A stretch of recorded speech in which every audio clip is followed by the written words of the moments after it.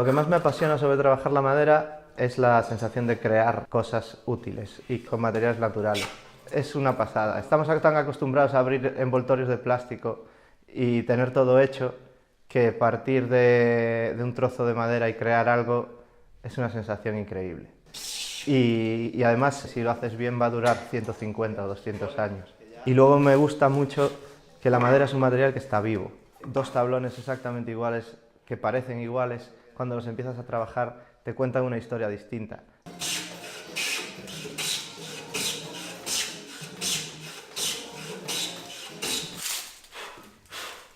...43 grados norte, es una latitud y es aproximadamente la altura de donde yo soy, de La Coruña. A mí desde joven me gusta mucho el campo, soy biólogo, con lo cual la naturaleza me encanta. Entonces, acampando siempre haces las picas para la tienda, coges un palo y lo pelas, haces ese tipo de cosas y me empezó a gustar manejar la madera. Después hay toda una corriente nueva que se llama bushcraft en inglés, que es como las artes del bosque, trabajar técnicas primitivas, se hace muchas cosas con hacha y cuchillo y tiraba con arco tradicional y estaba metido en un foro de arcos, ¿no? Y en el foro de arcos había un artesano y el tío nos animó a hacernos nuestro propio cuchillo. Una de las cosas principales de trabajar la madera es saber afilar las herramientas bien. Después, buscando en YouTube contenido de ese estilo, me encontré con un carpintero inglés en el medio del bosque con su polo y su barriga y haciendo una cuchara con el hacha, ¿no? Y entonces dije yo, ¿y este tío? Y entonces esa sabiduría de trabajar a mano la mantuvo viva cuando la industria de la madera es prácticamente todo herramienta eléctrica ahora mismo. Y después de ver a Paul Sellers en YouTube y seguir sus clases online durante 2 años, fue el momento justo donde me quedé sin trabajo. Y entonces, bueno, pues con la indemnización de la empresa, decidí que la madera me gustaba mucho. Hice la reserva para el curso de presencial. Me animó un montón porque el tío, en un momento dado, me dijo 2 cosas. La primera es que tenía que controlarme, que era como un torbellino en el taller, que tenía que ir mucho más despacio.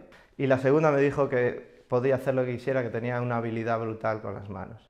Luego, entre mi mujer y mi suegra, me metieron en un embolado, que es como empiezan estas cosas, y mis suegros se mudaron de casa. Mi mujer le dijo a su madre que yo le hacía la mesa. Nunca había hecho un mueble en mi vida. Y así me encontré, pues teniendo que hacer una mesa con mi mujer embarazada de 7 meses y antes de que naciera el niño. Acabé la mesa un domingo, la puse en la cocina un domingo y el lunes dio a luz. Y ese fue mi primer mueble, todo hecho a mano, sin nada de electricidad. Lo hice en el salón de casa, encima de una mesa normal, que la pobre mesa quedó reventada. Mi mujer me dijo que nunca más, que esa mesa la había restaurado ella y que no se podía usar para eso nunca más. Y entonces me monté mi banco de carpintero y después de estar trabajando pues 6 meses en casa, ahora estoy aquí muy a gusto. Tengo mi espacio para mí y no ensucio la casa, que es un gran punto en la convivencia matrimonial. Está fenomenal quitar las virutas de la ecuación. No hago esto a tiempo completo porque la capacidad de producción de un taller artesanal total sin electricidad no da.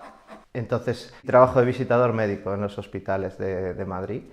Pero bueno, me permite tener el taller y poder dedicarme a lo que realmente me gusta, que es la madera.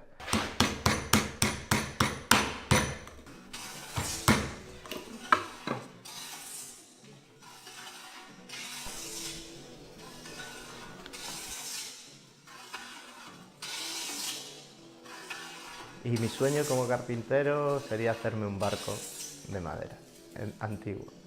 Me encantaría, sería una pasada.